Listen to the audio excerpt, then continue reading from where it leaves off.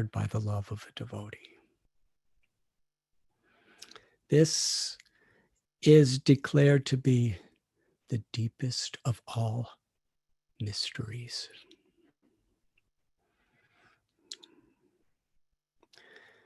And that love, Lord Chaitanya taught, is within the heart of everyone. Because we have been emanating from the Supreme. We could say we have been created as spirit souls for the purpose of participating in that love. Prem Ananda, the ecstasy of that love. And it is in search of that love that everything is happening in all spiritual and material worlds. Whatever we see in this material world, whatever pleasures people are trying to find, whatever pains people are trying to avoid, it's all directly or indirectly in search of that ananda, of the pleasure of that love. Jeev jago, goda chandra bole. Kota nidra jayo maya pisachira kole. Sri Chaitanya Mahaprabhu declares, wake up, wake up. This is your real treasure, to experience the limitless love for Krishna. The sun planet in the sky, we see how much heat and how much light it emits. And what are each of us compared to the sun planet? If you or me, whether we're in good health or bad health, whether we're champion athletes or whether we're old people, if we were to be tossed directly upon the sun planet, it really wouldn't make much difference. We would be, the sun planet is so many millions of times bigger than this earth planet.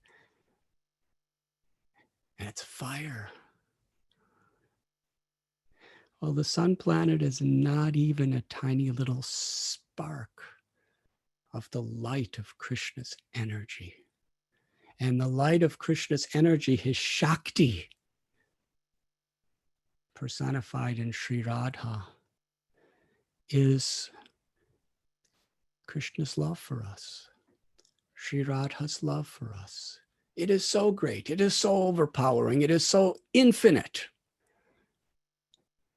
And every spirit soul, every living being is actually created to access that. That is our potential. The purpose of Dharma, the purpose of life itself, is to access that love, that infinite, inconceivable, everlasting love. When we say God is great, we can never fathom the greatness of God. Lord Chaitanya describes when he's describing Krishna and the path of devotion to Krishna, he said the subject is like an ocean that has no bottom and has no shores. It's an infinite ocean. How could anyone explain it? But then he said, but just by understanding a portion of a single drop, one can attain the ultimate perfection of accessing all the mercy of that ocean. Karuna Sindhu. Hey Krishna, Karuna Sindhu. Krishna is an ocean of mercy. And that mercy is prema. Prema nidhi, the ocean of love, the treasure of love. People are seeking wealth, and people are in such states of insecurity about economic situation. And that's natural in this world because we have to make ends meet and we have to do the best we can within this world to keep body and mind and soul fit. But it should be with the understanding and the purpose that the real treasure that the heart and the soul is yearning for is to connect with God's love.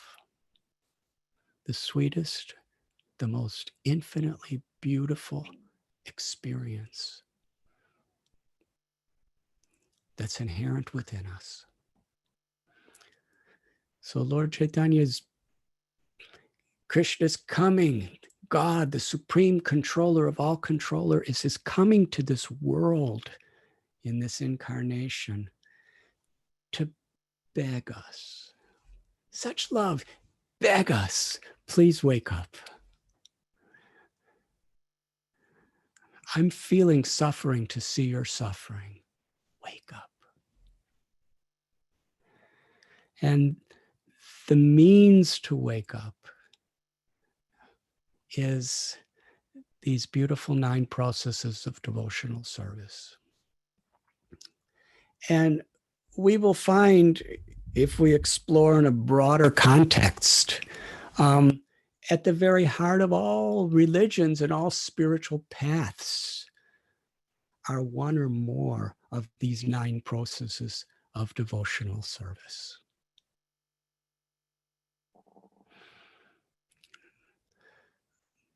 Prahlad Maharaj, he beautifully enunciates in a verse in the 7th canto of Srimad Bhagavatam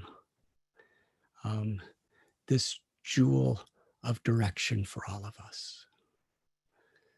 Shravanam, Kirtanam, Vishnu, Smaranam, Pada-sevanam, archanam, Vandanam, dasyam, sakhyam, Atma-nivedanam. That when one is in a perfect state of pure self-realization, enlightenment, ecstatic love, then one is totally absorbed in practicing these 9 processes of devotional service. And at the same time, the means by which we can achieve that love is to practice the 9 processes of devotional service. There was a very, very beloved poet who lived about 450 years ago. His name was Govinda Kaviraj, the younger brother of Ramchandra Kaviraj. He was a disciple of Srinivasa Acharya, and he and his brother were the very best, intimate, loving friends of Srila Narottam Das Thakur. There are beautiful stories about him, because when we understand something about a person, we get a more intimate experience of what they have spoken or what they have contributed to us. Just like with our beloved Srila Prabhupada, we read his books, which are, Prabhupada explained, they are my devotional ecstasies. Srila Prabhupada took the commentaries, the realizations of all the previous avatars and all the previous acharyas and concentrated them, condensed them in a very simple form to present his translations and purports. But still, when we read and when we hear about Srila Prabhupada's life and his qualities and his various relationships, it gives a special intimate sweetness to his teachings and his words. So Govinda Kaviraj, he was very dear to all the devotees. After Lord Chaitanya and Lord Nityananda departed from this world, Janavi Devi, Ishwari Janava, became the prominent acharya of our sampradaya, or of our community. And she was the consort, the wife of Nityananda Prabhu. And everybody, the greatest scholars, the greatest renunciates, they offered the highest honor and took shelter of Janava-devi. And Janava-devi, as a true acharya, a true enlightened spiritual teacher, she was simply eager to serve everyone in a very motherly way. So after this glorious festival in Khetri, where Narottam Das Thakur and Srinivasan Charya and others had the first birthday ceremony for Lord Chaitanya after he departed, Gaur Purnima, Janava-devi brought some of her closest associates with her to go on a pilgrimage to Vrindavan. And while she was in Vrindavan, she met all of the Goswamis who were still there. Jiva Goswami, Gopal Bhatta Goswami, Raghunath Das Goswami, Lokanath Goswami, Bhugarbha Goswami. They were all together among so many other of their associates. And it was such a joy for Janava-devi to share with them the poetry of Govinda Kaviraj. This gives us such a beautiful window into what real spiritual joy is. To share and celebrate the gifts and accomplishments and sincere efforts of other devotees.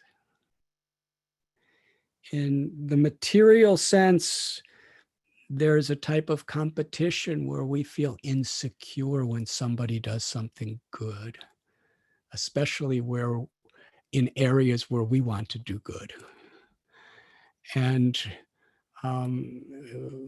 we may speak very nicely, but in our hearts, we may feel, oh, why not me? And, the tendency is not even to speak very nicely. But this is the path of perfection, and this is actually a symptom that we're in a healthy spiritual condition, that we feel joy to see others being blessed and empowered by Krishna.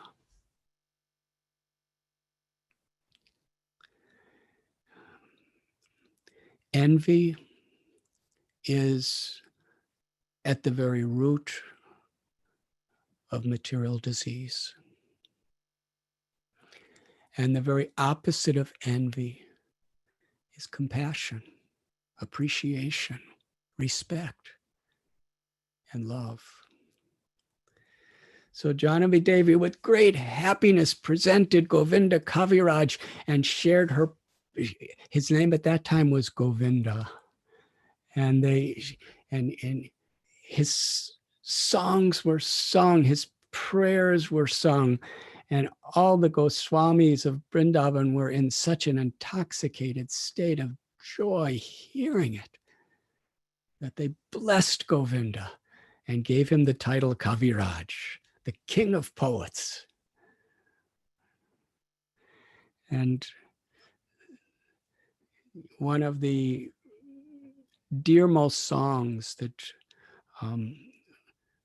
was composed at that time by Govinda Kaviraj, sung by Srila Prabhupada, and sung by devotees all over the world now, especially in times of crisis.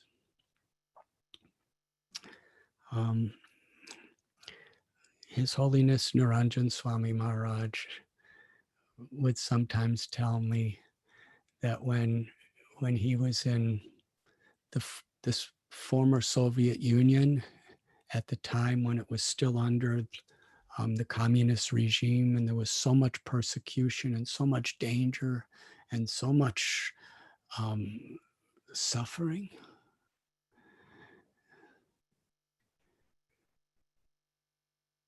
that he would lead this bhajan and the devotees would be crying out the words of this song.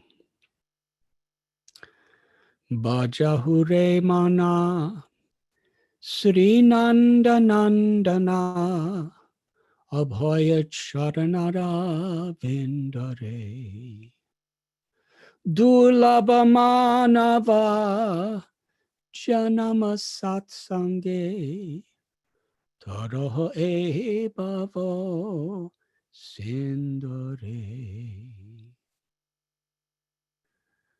Govinda Kaviraj is praying to his own mind, to his own heart. My dear mind, please worship Srinandanandana, an intimate, beautiful name of Krishna. Because by taking shelter of the Supreme Lord, Abhay Charanara Vindare, one becomes fearless. This Abhay Charanara Vindare is a very deep, significant idea because we're all searching for happiness. When we take shelter of the Lord, in that shelter, we become fearless. In that type of fearlessness, in the shelter of the Lord, it's like the fever of material infection is removed, and then the true light of the joy of the soul shines. The type of fearlessness doesn't mean like a hero in this material sense that's just, charges into the battlefield or fearlessly risks one's life in activism. But when one finds fearlessness in Charanara Vindare, in the shelter of the Lord, one's heart is pure. And one tastes the sweetness of God's love. And he gives so many beautiful, humble expressions of the situation that people are in this world. Edana Yovana Putra Parijana. He says that all the things that we're attached to in this world, our wealth, our social position, our fame, our abilities, our family members, our loved ones, in the material sense, they're all like a drop of water on a lotus leaf. It's very nice when it's there, but we know for sure at any moment it's going to slip away and be gone forever. So let me take shelter of the Supreme Lord. Let me search for my pleasure and my happiness in the Supreme Lord. And then Govinda Das concludes the song by opening the doors of how to do so with this eternal message. Shravana Kirtana Smarana Bandana Pada-sevanam dasyare Pujana sakhyam Atma-nivedanam Govinda dasa bilasare. Govinda Das is taking shelter of the Lord. Govinda Das is worshiping the Lord. Govinda Das is praying to his mind to follow carefully, sincerely these 9 processes of devotional service. And I'd like to discuss very briefly the 9 processes. The first is Shravanam, or hearing. It's the beginning of our spiritual life to hear the truth from sources that are founded in the truth. Govindadas began his song, Bhaja Huremana Srinandanandana,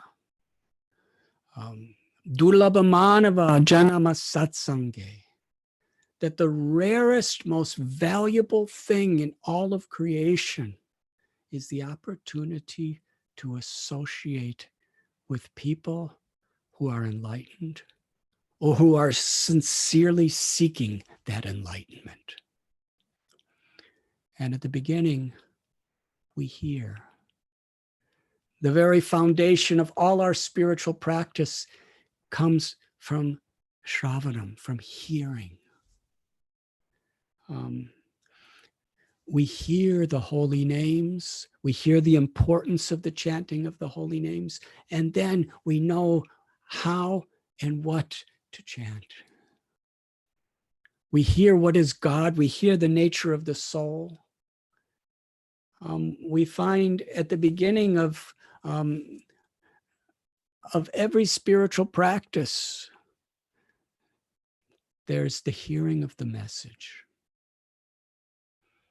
When we read the Holy Scriptures, when we read the words of the great souls, we're hearing Shravanam.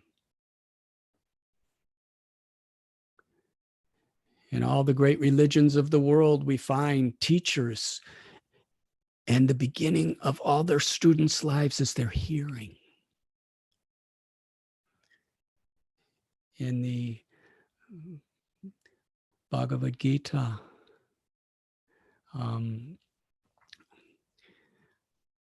the beginning was not just Krishna speaking. The beginning was Krishna, through his devotee Arjuna, teaching us how to hear.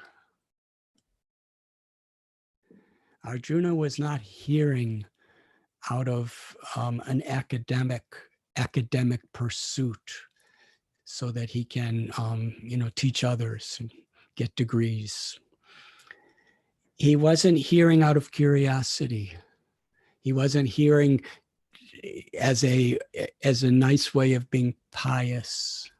He was hearing because he was starving for truth. He was in a condition where there was desperation. Karabanya dosopahata swabhava. Krishna, please instruct me.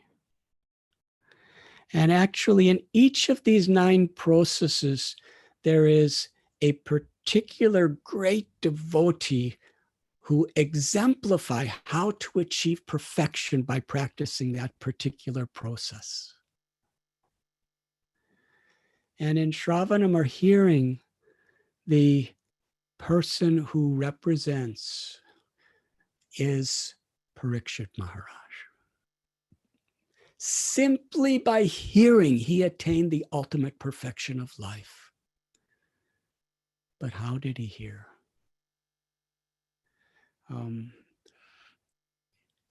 He was cursed to die in 7 days. In those 7 days, he could have done anything he wanted because he was the emperor of the world. He had vast treasures of money. He had vast influence. He could have enjoyed in any way. He could have done anything in those last 7 days. But he left his throne. He left his jewels and his royal clothes. In a simple loincloth, he sat on the banks of the river Ganges and begged the saintly people, please speak to me. What is the goal of life? What is true religion? What is the prime duty of a person about to die? And in 7 days, he attained the highest perfection. just by hearing. Srinvatam Swakata Krishna Punja Sravana Kirtana Hridyantasto Hyabadrani Vidunoti Suhritsatam.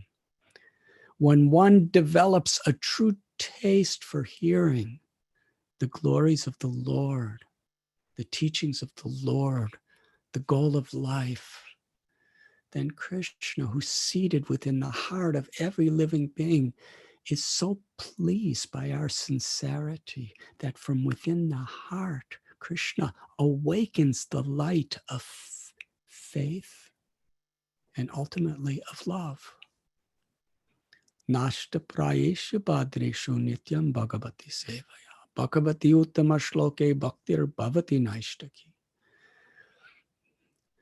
By regularly hearing, like medicine. If we have a chronic disease, we don't just take medicine one time or whenever we feel like it. According to the expert doctor or physician, we're given a way to take the medicine. So God himself, Krishna himself, is teaching us how to take the medicine of hearing on a regular basis. Each and every day, to put some time aside to hear the Srimad Bhagavatam, the Bhagavad Gita, the Sri Chaitanya Charitamrita, and those literatures that are revealing the truths of these holy doctrines. And there's a key, secret, that gives our hearing the potency to please the Lord. Shushushro Shradhanasya Vasudeva Kataruchi Syan Mahat Sevaya Vipra Punya Tirtana Sevanat. When we associate with sincere devotees of the Lord, enlightened, compassionate people, and we are eager to serve them, Krishna is so pleased with that service attitude that when we hear, Krishna actually transforms us through that sound vibration. The vibration transforms us according to how Krishna is pleased with the sincerity in which we are hearing. Therefore, Lord Chaitanya Mahaprabhu taught Gopi Bhartur Padakamalayora Das Das Das Anudas. This service attitude is so important. It activates all the 9 processes of devotional service. The second process is Kirtanam, to chant. Sukadev Goswami, he attained the ultimate perfection simply by speaking the Srimad Bhagavatam. Kirtanam means kirtan, singing together. Kirtana means japa, chanting individually on our beads. Kirtana means speaking the glories of the Lord, the teachings of the Lord. Kirtanam is being an instrument of Krishna's compassion to enlighten others. And in the process, we become enlightened. Kalerado-sanidera janasti hekamahan guna kirtanad eva krishnasya mukta sangha param brajet. In this age of Kali, there are so many discrepancies, so many faults. And we're very much seeing it today. And it's not going to go away for a long time. There may be different ups and downs. It's just like if you're way, way high up in the Himalayas, there may be certain places that are not as high as others, but everything's really high. Similarly, in the age of Kali, there may be times that seem to be better than others, but Janma Mritya Vyara, that padam yad vipadam natesham, there's danger at every step, and there's birth, old age, disease, and death come so rapidly in this age So much hypocrisy, so much envy, so much hatred, so much exploitation of natural resources that creates ecological reactions. You know, I was just speaking with my beloved God brother Sham Sundar Prabhu, and he's in Oregon, and he was telling me about these blazing forest fires that are happening there. And in the morning, we chant a beautiful prayer, Samsara Dava Nalalita Loka, that essentially in this age of Kali-yuga, this whole world is like a blazing forest fire. And the grace of God that comes to our gurus are like the incredible rain cloud that can extinguish that blazing forest fire from affecting our hearts. So this age of Kali is so much ocean of faults, blazing forest fire of problems. But there's one benediction.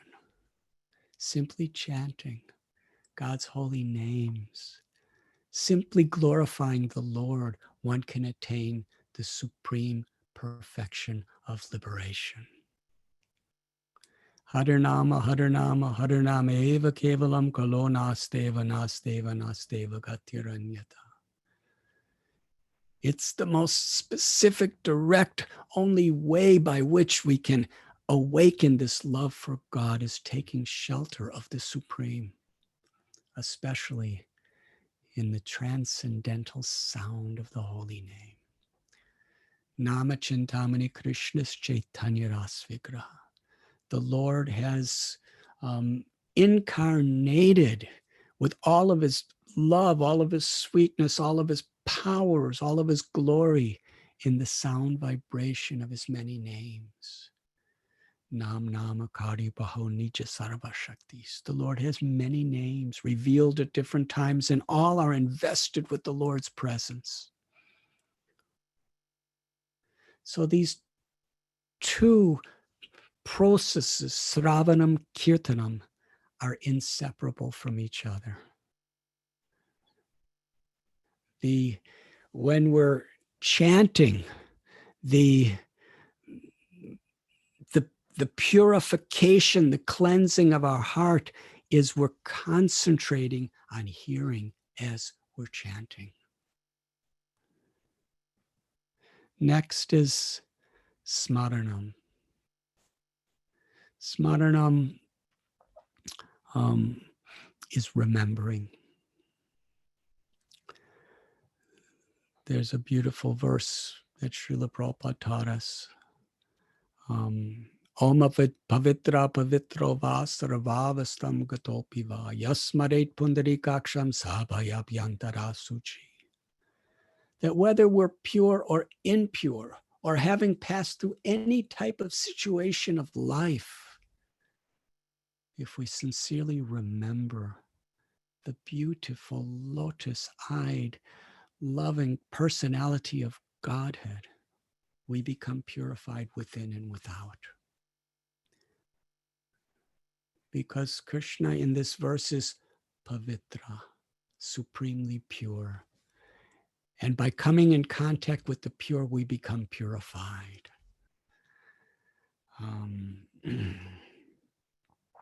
Antakali chamameva smanan bhaktva kalevram. The Bhagavad Gita, Krishna tells, if you just remember me at the time of death, you will achieve me without fail. And in many ways, life is to be the best and do the best we can in this world while we're here, but also to prepare ourselves for the inevitable. If we practice remembering Krishna, remembering God in this during our life, and we become absorbed in that remembrance, then naturally we will remember Krishna at the time of death. Yegatamam prapadyante tams tataiva bhajamyaham. the Lord reciprocates with the sincerity of how we take shelter. Prahlad Maharaj is the example given of one who attained perfection by remembering. And Prahlad Maharaj lived a very long life. When he was just hardly 5 years old, he became a king. And after becoming king, he lived with such peace, with such comfort in all directions. But why we hear so little about Prahlad during those so many years when he was living in success and comfort? We only hear about that 1 year when he was 5 years old. Because it was because Prahlad Maharaj was remembering the Lord just the same way throughout his whole life. But why do the great saints and scriptures focus on that one time when he was 5 years old? Why isn't there literatures and literatures about the rest of his life? Because it was a time when he was in great crisis. Similarly, with Arjuna or with Parikshit, the idea of how they heard is especially emphasized at the time when they were hearing in a crisis. Arjuna was just about to see a terrible battle take place and he didn't know what to do, and Parikshit was about to die. That's how they heard. And Sukadeva Goswami, when he was speaking about Krishna all of his life, but why we focus on the Srimad Bhagavatam? Because he spoke that at a time of tremendous world crisis. The emperor of the world, who everyone loved, was about to die. He was cursed. Sukadeva Goswami was speaking the Srimad Bhagavatam for him. It was a time of urgency. And little Prahlad, how he remembered Bhagavan Sri Narayan, how he remembered the Lord even when he was being persecuted.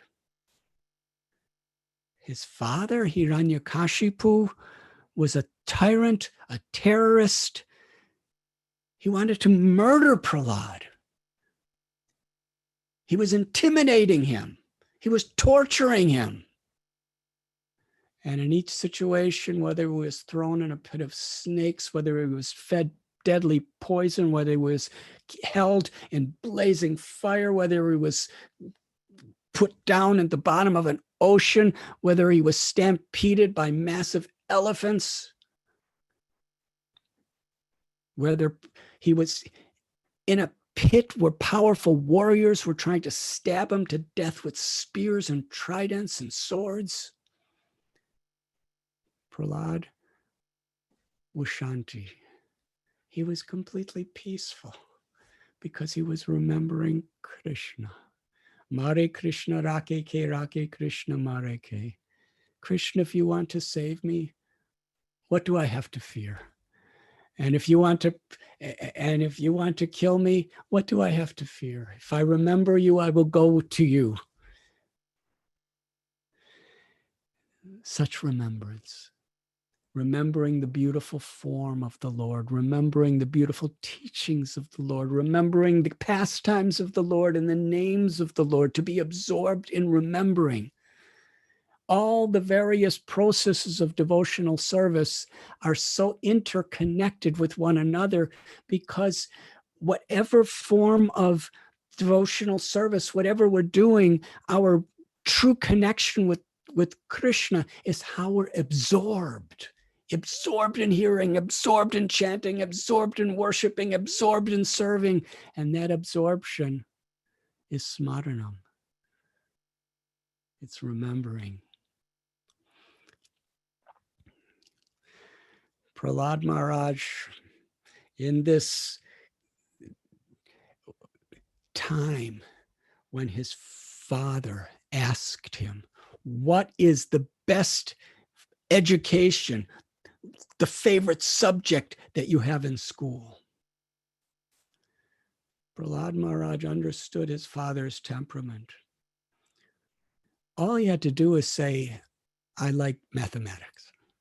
And his father would have just embraced him and smelled his head with so much affection and just given him every type of enjoyment. Would have been so simple.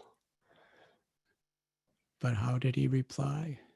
Sravana Kirtana Smaranam Vandana Pada-sevanam Dasyare. Shravana Kirtanam Vishnu Smaranam Pada-sevanam archanam Vandanam Dasyam sakhyam Atma-nivedanam. My Lord, these 9 processes of devotional service, and he listed all of them. He said, by following them, one attains perfection and one expresses the highest perfection. And it was at that point that Hiranyakashipu was totally committed to murdering Prahlad. And it was amazing because no matter what Hiranyakashipu did, he couldn't even get Prahlad to be angry at him. He couldn't even get Prahlad to have a negative reaction, because Prahlad was so absorbed in remembering the beloved Lord, sincerely taking shelter of Krishna through remembrance. Maro birako bijo ichatoha nitya dasa prati tua adhikar. Bhakti Vinod Thakur, he's remembering Krishna in this way. If you like, you can kill me. If you like, you can protect me. Whatever you want to do, I am your eternal servant. Throughout our Vedic literatures, there are examples. Gajendra the elephant, he was enjoying his life tremendously. And then when he was in the grips of a crocodile on the verge of death, he remembered from a previous life his devotional service to Krishna. And he took shelter of that remembrance. The next limb of bhakti is Pada-sevanam, serving the lotus feet of the Lord. This includes serving the devotees of the Lord. It includes going to holy places of pilgrimage. The example of this loving service, expressed active loving service in a personal way to the Lord, is Lakshmi Devi. How beautiful. Lakshmi is the goddess of fortune. Whatever fortune, whatever riches, whatever opulences, whatever excellences are there anywhere in this creation is a gift of Lakshmi. She's the presiding controller of all good fortune. She's an expansion of Sri Radha. And yet, Lakshmi Devi, what is her fortune? What is the wealth that she cherishes? We always see her offering seva, Pada-sevanam, worshiping the lotus feet, massaging the feet of Lord Vishnu. So here we are looking for wealth in so many ways, trying to enjoy wealth in so many ways. But the person who has all wealth, she doesn't really care for any of it. What she cares is the supreme wealth of loving service to the Lord. What an example that is for us. Um, there's also the example of Lord Shiva. Lord Shiva, he's given up everything of this material world. He's performing the most profound austerities. And what is he doing? He's meditating on the loving service of the Supreme Lord. So Lakshmi Devi, she's worshiping the lotus feet of the Lord as the treasure of her life. And in doing so, she's teaching us what is the real treasure of life for all of us. There's a beautiful story how Bhrigu Muni, he kicked Lord Vishnu in the chest. And Brahma and Shiva were very angry when he insulted them. But Vishnu, he said to Bhrigu Muni, oh, your feet are so soft and my chest must be so hard. And Lord Vishnu began to massage the feet of his devotee, Bhrigu Muni. And at that time, Lakshmi, she was so upset that her beloved Lord was insulted in that way. It was actually a crisis for her. And she left Vaikuntha and came to a holy place in Maharashtra called Kolhapur, where there's a temple called Mahalakshmi. In honor of Lakshmi was performing tapasya in Kolhapur, because how could she be happy if her Lord was insulted? And Lord Vishnu, in feelings of separation from Lakshmi, massaging his feet and being by his side, he came down to this world and performed tapasya. And where was he? To commemorate that place, the temple is built in Tirupati, Balaji, where Lord Vishnu was performing tapasya to reunite with Lakshmi. So here was, again, a time of crisis that amplifies and exemplifies in such a special and deep way the path of Pada-sevanam, what our real wealth is. Archanam, worshiping the Lord in the temple. Deity worship.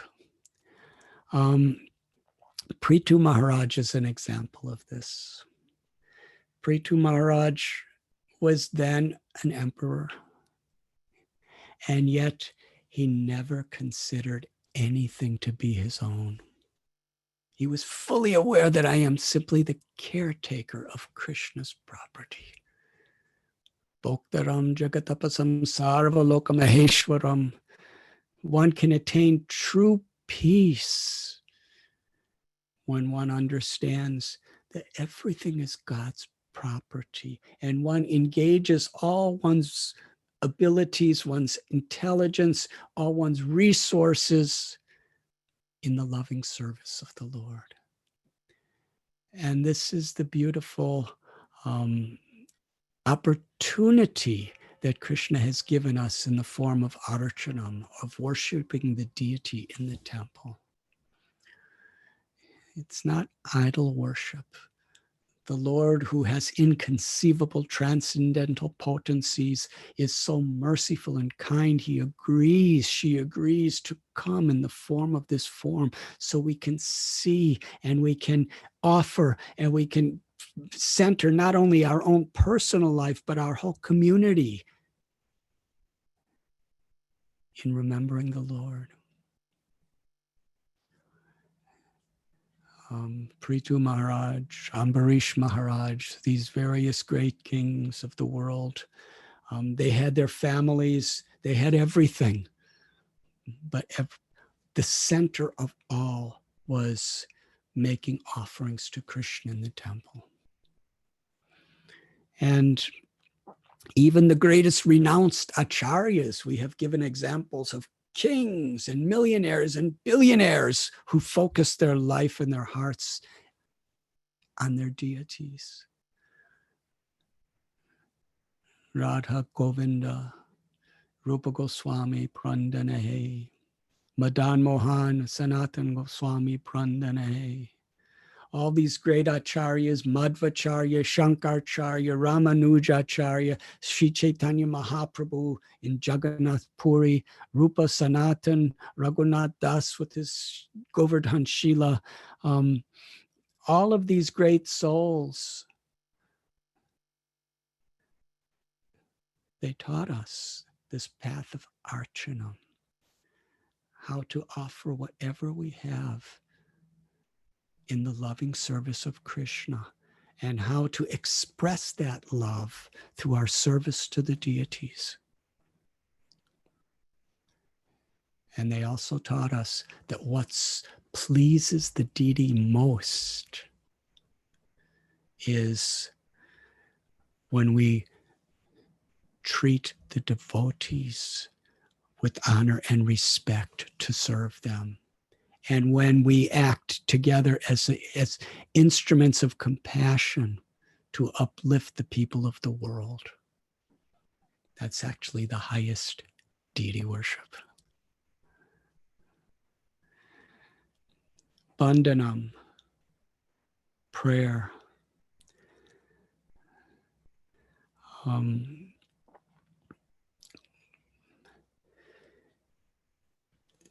In all the great personalities we read about, we hear their prayers to the Lord. Whether it's the Mahaprakash Lila, the devotees of Lord Chaitanya praying to Lord Chaitanya, or the prayers of the great souls in the Srimad Bhagavatam, like the Pandavas, or Dhruva, or Kunti Devi, or Ambarish Maharaj, or Prahlad Maharaj, or Gajendra, or Ranti Dev, or the Gopis, or Gopas. All of these devotees taught us how to achieve perfection through praying. They all prayed not for Krishna to be the order supplier for us, but Krishna, how can I serve you? Let me always remember you with love. Let me always be the servant of the servant of the servant with love and devotion. That's the consistent prayer that all the great souls have prayed. It's at the heart of all prayer. Even Gajendra, when he was in the crocodile, he wasn't praying, Krishna, save me from this crocodile. He was praying, Krishna, I'm yours. When Draupadi was in such a condition, she threw up her arms and surrendered, Krishna, I'm yours.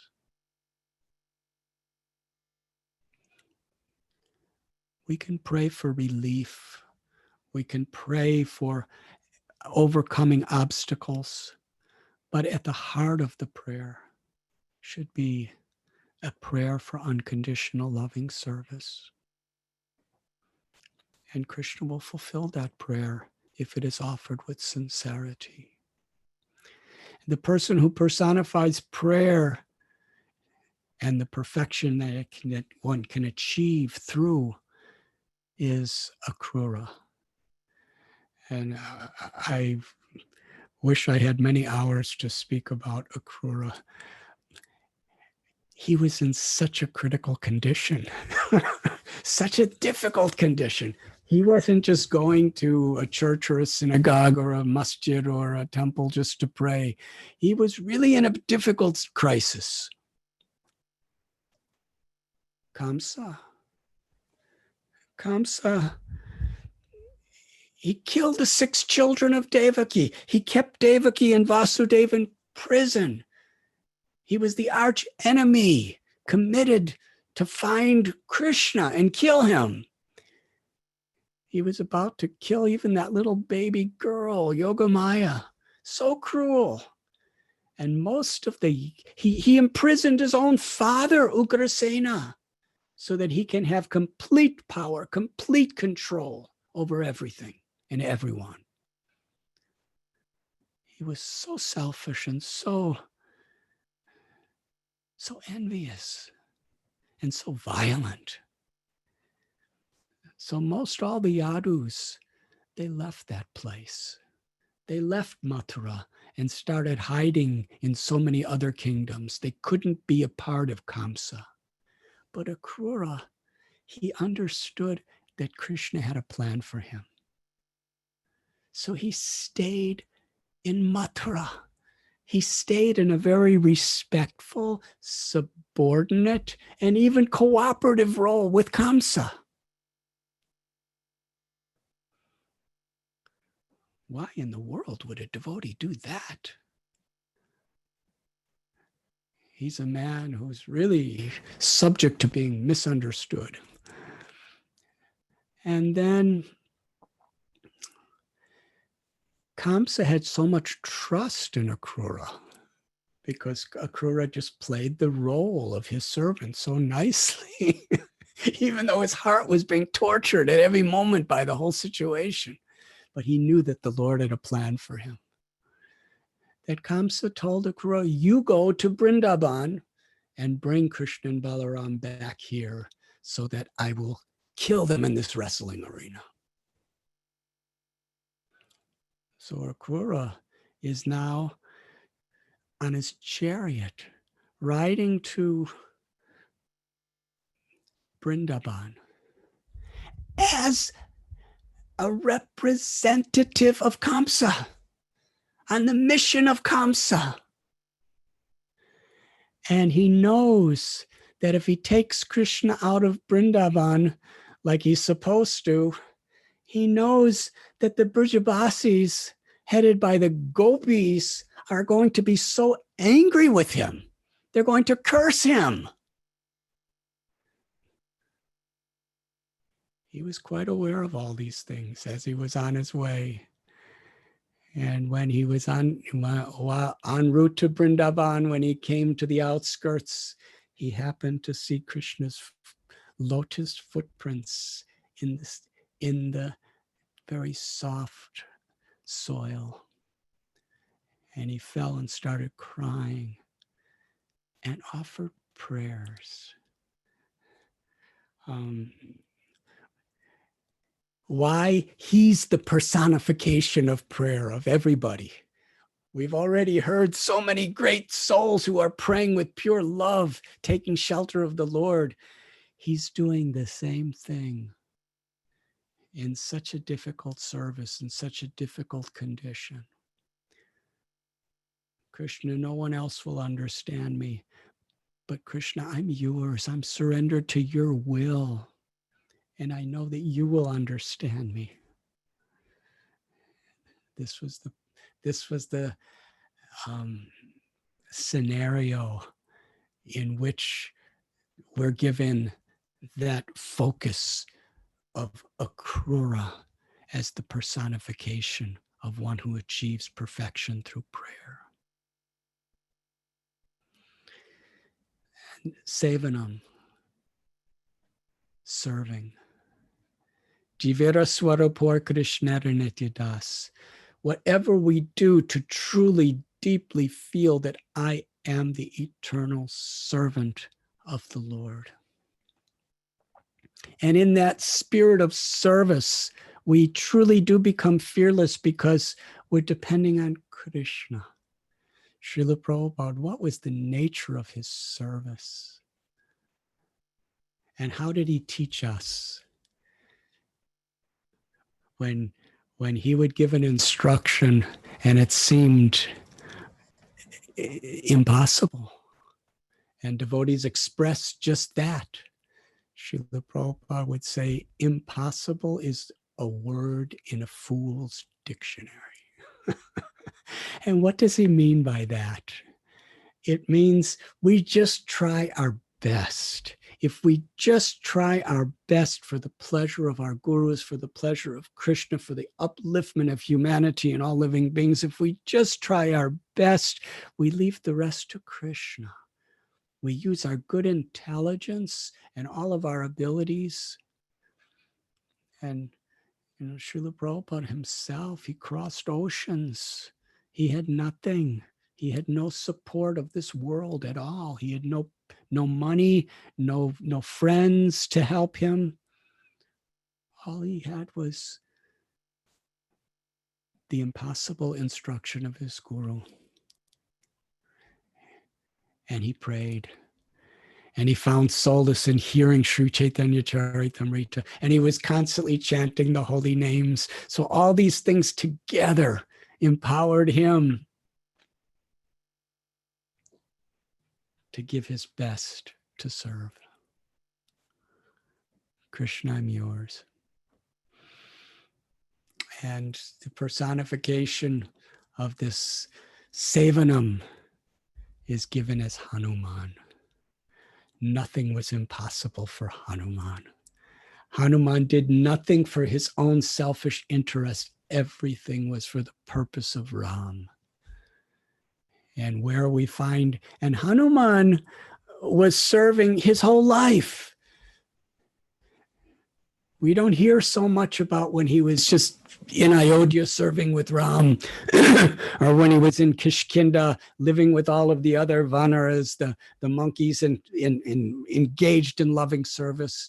We especially hear about Hanuman's service at a time of crisis, when he had to jump over the ocean to rescue Sita, who was suffering like anything under the abduction of Ravana, and all the obstacles that were coming before Hanuman, and how in his service to Ram, nothing was impossible for him.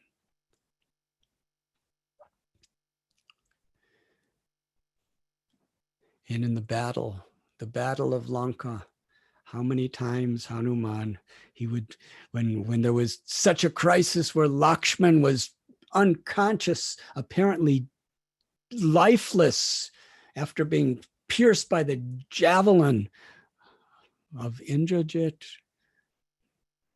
of Ravana, Hanuman, he leapt to the Himalayas.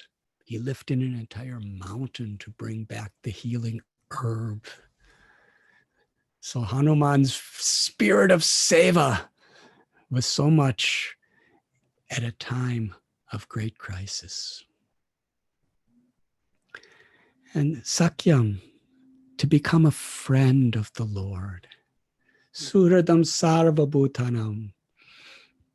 That Krishna tells in the Gita, I am the dearmost well-wishing friend of every living being within your heart. Suhradam sarvabhutanam. Krishna is within each heart. He's within my heart and your heart. And seated in the heart, he is our most loving friend, most well-wishing friend, just waiting for us to turn to him. And when we turn to our ever well-wishing friend of Krishna, then then we become Krishna's friend. Friendship is reciprocal. We read about the Gopas of Vrindavan. They were Krishna's friends because they had this friendly attitude. Lord Krishna was reciprocating with all of them on an equal level, where he was giving them the greatest intimate joy of playing together, being together. And they were giving the greatest joy to Krishna. And the person who personifies how to achieve perfection through friendly relations with Krishna is Arjuna. He was Krishna's dear, dear friend. They would sit together, they would walk together, they would reveal their minds to each other. They were approximately the same age. They were cousin brothers. And in those days, a cousin brother is a brother.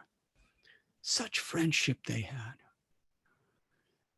But at the time of the greatest need, as was explained a few minutes ago, when Arjuna was on that battlefield of Kurukshetra, his friendship with Krishna was in completely taking shelter of Krishna. And then after hearing the instructions of the Bhagavad Gita, his friendship was expressed through executing the order of Krishna. And such a friendship, as Arjuna was executing the order of the Lord saw him as such a friend. Krishna the whole time was Arjuna's chariot driver.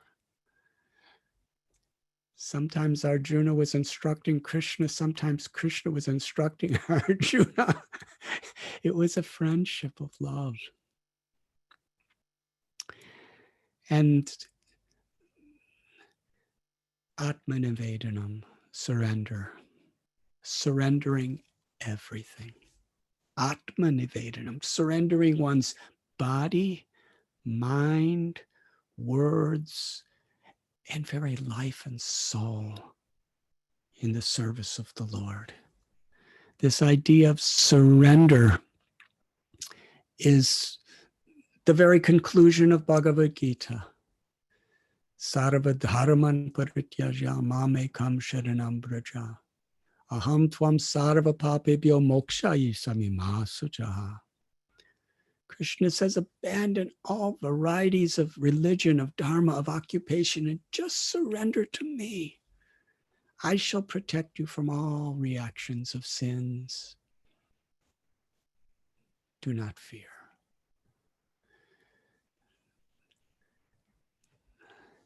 I just yesterday heard a recording of our beloved Guru Maharaj, Srila Prabhupada, and he was very much emphatic that Krishna consciousness is not sectarian. Because Krishna says, Sarva dharman parityaja. That means abandon all varieties of religion and just surrender to me. And Srila Prabhupada explained, at the heart of every religion is surrendering to God. The external processes that we may have, they are all meant specifically and exclusively to bring us to that heart of surrendering to the will of God. And this surrender is the deepest expression of love, of gratitude. We don't surrender to God out of fear, although that is a lesser level of surrender, to surrender out of fear.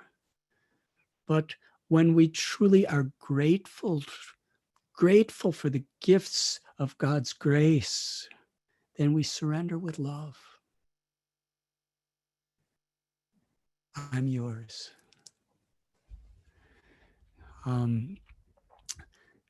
The example of this is Bali Maharaj.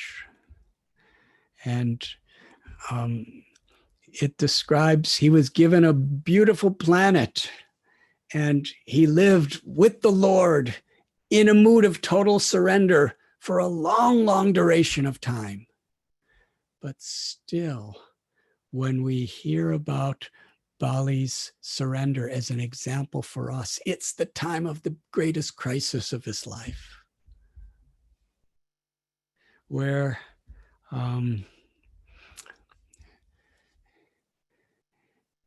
it's described in Srimad Bhagavatam. Bali Maharaj was a great king. He was very, very loved. He was very famous. He was very honored by everyone. He had so much wealth. And little Vamanadev, a little dwarf who was an avatar of Vishnu, he took everything away from him. He took away all his property. He took away all his relatives. He took away all his prestige, everything. And then Vamanadev said, you promised me 3 steps of land. In 2 steps, I've taken everything you have away from you. So now you are not telling the truth. He tied him up. Where should I put my 3rd step? And Bali Maharaj, in ecstasy, it was the most joyful moment of his life, where all of his family and all of his friends and all of his armies and all of his citizens were looking at him with he's lost everything. So embarrassing. But he was feeling honored. He said, my Lord, place your 3rd step on my head. My body, my mind, my words, my life belong to you. In that surrender, he was completely liberated. And the Lord actually gave him everything and everyone back, multiplied by thousands and millions of times greater.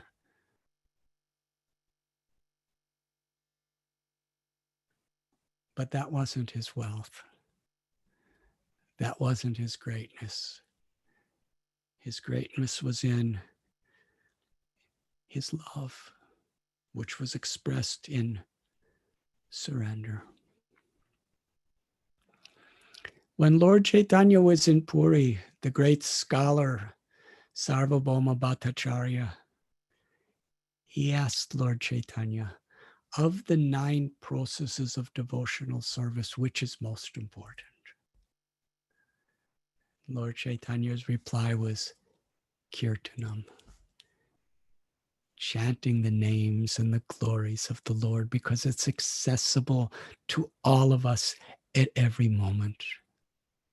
And our beloved acharyas and Srila Prabhupada, they taught us that all these 9 processes of devotional service, whichever one we perform, it is always interwoven with kirtan.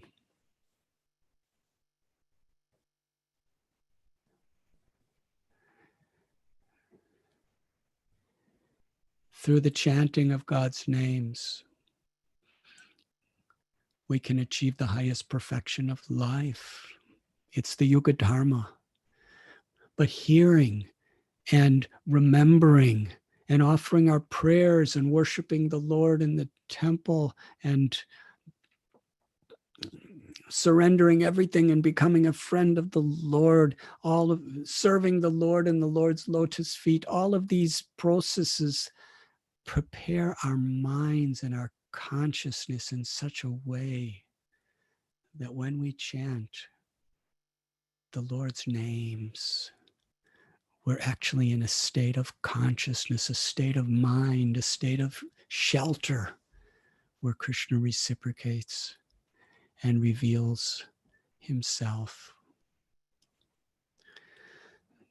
Shravanam Kirtanam, Smaranam Vandanam, Pada-sevanam dasyade, Pujana sakhyam Atma-nivedanam. These 9 limbs of bhakti, the 9 processes of devotional service, are at the very heart of our spiritual practice, and they are the supreme gift that has been bestowed upon all of us. Lord Chaitanya and his devotees have taught us in such a practical way in today's day and age how to apply these 9 processes to our lives, to share them with one another and with the world. In the coming classes, exalted special devotees will be illustrating the glories of each and every one of these divine processes of bhakti. And I'm very honored, very grateful that I've had this opportunity to speak a few words to you as an introduction to the coming speakers. I thank you very much. Hare Krishna Maharaj. Thank you so much. That was so enlightening. We could go on for another few hours. I know you have other commitments and other devotees who are on. We have over 1,000 devotees live on YouTube and Zoom from all over the world, and more will watch later. So we thank everyone who's made the time and the effort to come and join this first of 10 wonderful sessions. We will, Maharaj, do you have 5 or 10 minutes for some questions? I know we are a little over time. I am your Yashoda Dulal Prabhu. I am only here because you have dragged me here. So I'm completely at your disposal according to your wish. You are too kind, Guru Maharaj. Thank you. So before we begin the questions, there are numerous questions, but we'll ask one or two at least. I wanted to welcome His Holiness Radhanath Swami, who has been on since the beginning of the session, as well as Radhesham Prabhu, the head of the Pune community and dynamic monk. So there are many exalted souls here, but I wanted to welcome these two especially. And I want to briefly show a quick three slide PowerPoint. So if you'll bear with me, I will.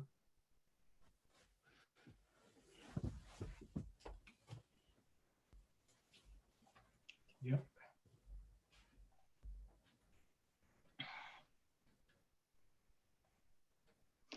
Okay, so you can see that we have 10 sessions in total. We started with His Holiness Radhanath Swami today.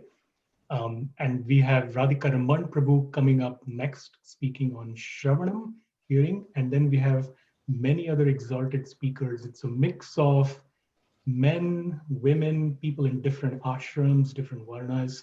We have Swamis, we have Brahmachari, Gauranga Prabhu, and we have Grihastas, we have women, all exalted speakers. So this series is designed as a journey, which if you choose to make the entire journey with us for all 10 sessions, you will be most inspired. But of course, if you can make time only for 1, 2, 3, or more, that will also be inspirational.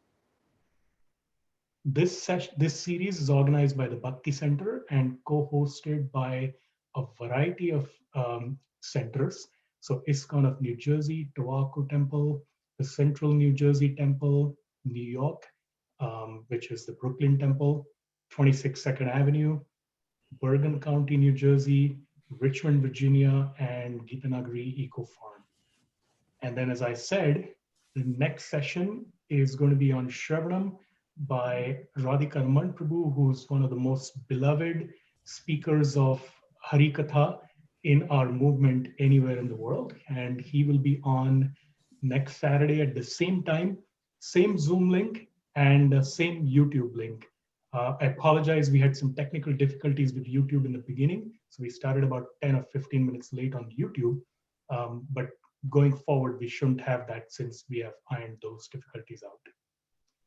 So with that, let me get to the questions. So several of you asked a question each that was almost identical. So I'm going to distill it into one.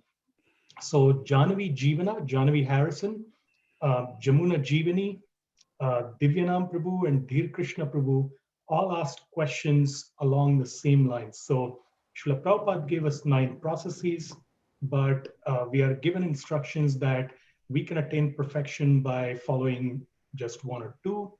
We ourselves might have taste for a specific process or 2 or 3 out of the 9. And we have so many responsibilities. There's family commitments, job, and so on and so forth, and also the issue of taste. So how do we balance the need to have all these 9 processes in our lives, follow these, but maybe we are emphasizing one or two in particular. How should we understand that?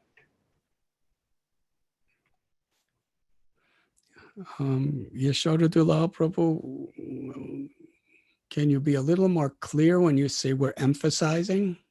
Well, because we talk about Shravanam, for example, or Kirtanam being very important, and also the practice of japa or kirtan might be emphasized in an institutional context, whereas it might be to many devotees' taste, but some devotees might not have a taste for that. Some devotees might be into deity worship or into remembering. So, how do we balance individual taste, maybe instructions that we hear, and then we also hear that all nine processes are important. So there's a confusion that devotees want to express and have you clear up. If we examine our own lives as devotees, all of these nine processes have a place in our devotional lives. Srila Prabhupada established these beautiful temples all over the world and just with the same spirit as the previous acharyas who established temples, where we come together as communities, where we can associate with devotees in a very holy atmosphere, and we can practice hearing and chanting and deity worship and all of these other processes. Whatever we're doing, we're trying to do it in the mood of being this eternal servant of the Lord, and that's Sevanam. And we're associating with devotees and sometimes going to holy places. That's Pada-sevanam. And we're trying to hear from reading these wonderful books Srila Prabhupada has given us, from hearing the lectures and the talks, from chanting the holy names. We're trying to absorb in remembering the Lord. So in this way, actually, we're all involved in all nine processes of devotional service. They're all interconnected. But what's important, especially at this particular time, that Shravanam, Kirtanam are our foundational basis. By being absorbed in hearing about Krishna and being absorbed in chanting the names of Krishna, it gives spiritual power and it gives special blessing and grace to all the other processes of devotional service that we are engaged in. And we don't have to worry about having a checklist of which of the nine processes we're engaged in. Some of us are pujaris, some of us have deities at home, some of us are preachers and lecturers, and some of us are book distributors, and some of us are working at home and working occupations and raising a family in Krishna consciousness. So in all these ways, we should be able to recognize how whatever we're doing is connected to one or more of these nine processes of devotional service. And by doing that, by recognizing that, and recognizing how this is a connection with the Lord and a way to connect to the Lord, then every aspect of our life will actually be devotional service. Thank you, Maharaj.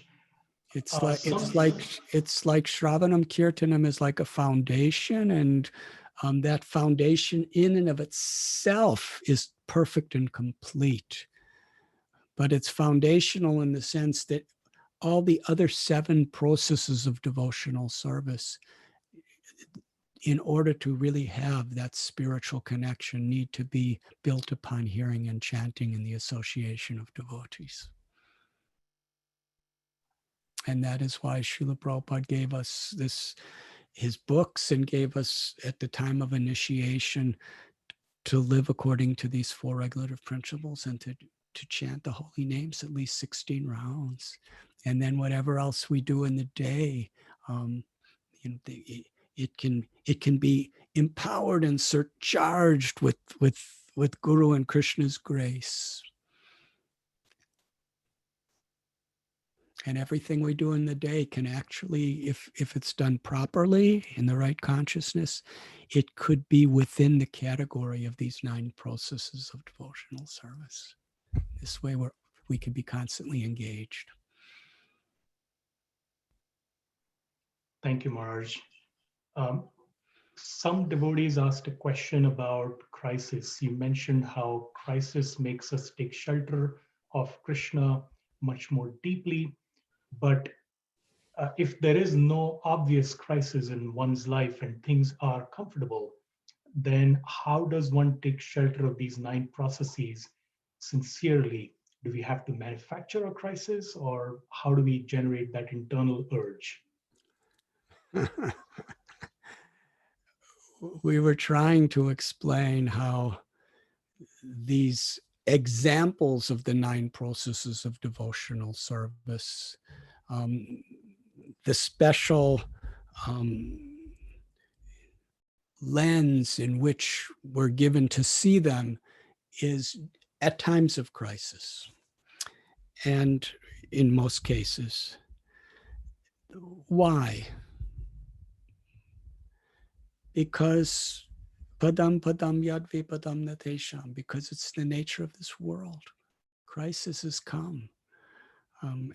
As was said, these Mahajans, these great personalities, even when everything was so perfect and so nice and everything was going so harmonious and smoothly, they were totally absorbed in their devotion.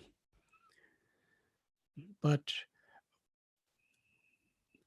Srila Prabhupada explained a person's greatness is estimated by how they pass through, tolerate difficult circumstances.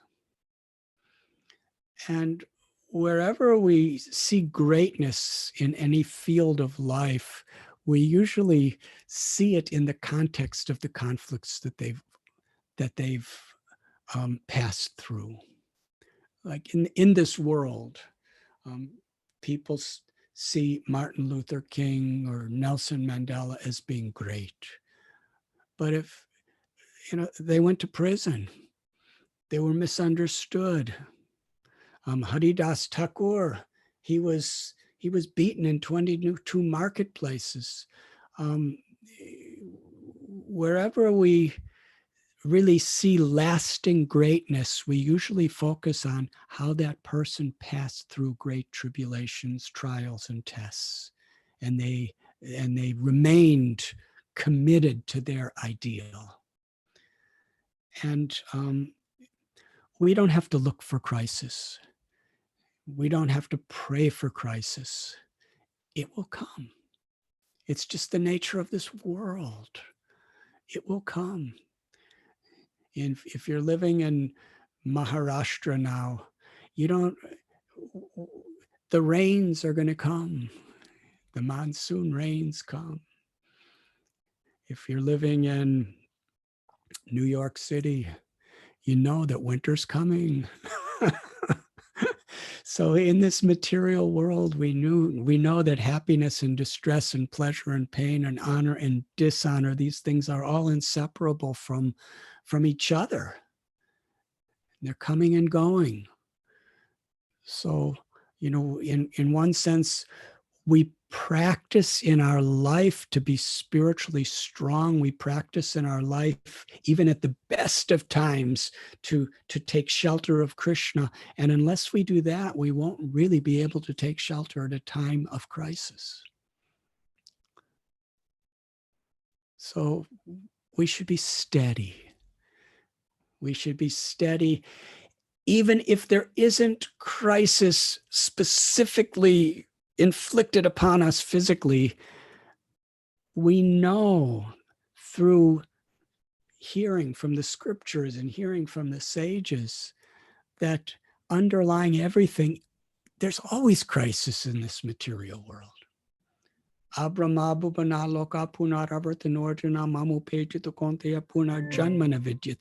why it's so important to hear sincerely. Because when we hear sincerely, we can recognize that this whole material world, kamala dala jala jivana talamala, everything is perishing, everything is temporary, anything could happen at any time. And that doesn't make us afraid. That just helps us to be prepared, whether it's visible or not.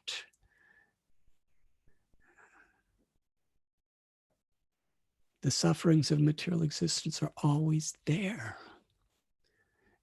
And we should recognize that and take shelter of Krishna through the path of bhakti.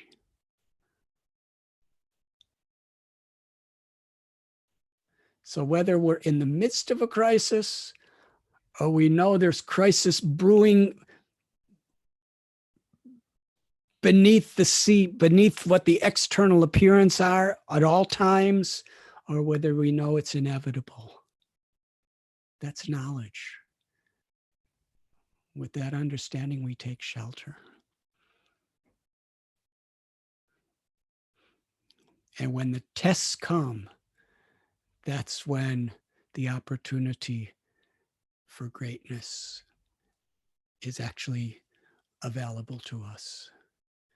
And in Krishna consciousness, greatness is in taking shelter of God's greatness. Because in one sense, when people are praising you, when people are glorifying you, when people are bowing down before you, when people are celebrating your success, if we're hearing good, we understand this is a crisis. This is a crisis where I could be completely defeated by my false ego. I could be completely subjugated by this anartha that I'm the doer of my activities. And in those times, we take shelter. We take shelter in honor. We take shelter in dishonor. We take in shelter in heat. We take shelter in cold. We take shelter in success. We take shelter in failure, because we understand the double-edged razor, the double-edged sword of the material nature. We could be trapped by either one.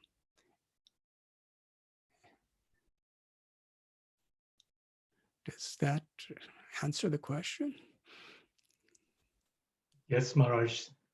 Thank you so much. So in a sense, as service of the Vaishnavas, we're trying to make devotees as happy, as comfortable, and as possible. We're not serving the devotees by making their lives miserable. We're serving devotees by trying to make each other as happy as possible.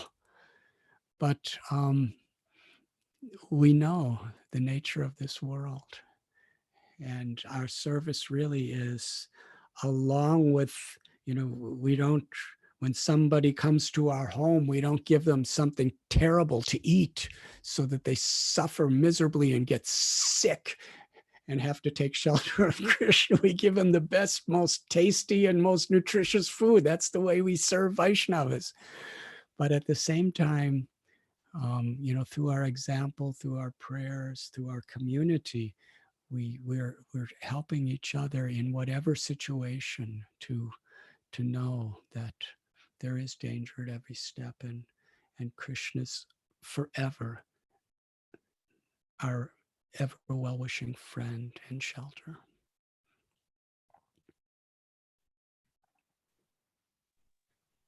Thank you so much, Maharaj. It is almost 11 o'clock Eastern Time in the US and late in many parts of the world. So we will call a halt in a minute or so. I wanted to draw your attention, everyone, to the link that Gaur Kumar Prabhu put in the chat, the Zoom chat. That is the link for subscribing to the Bhakti Center's Temple newsletter.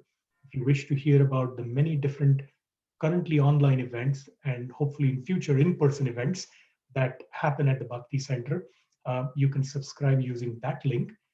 There was also a question about YouTube, and we are live on YouTube, and it'll be the recording will be available on that same channel later, and that is the Temple at Bhakti Center. That is the name of the YouTube channel, the Temple at Bhakti Center.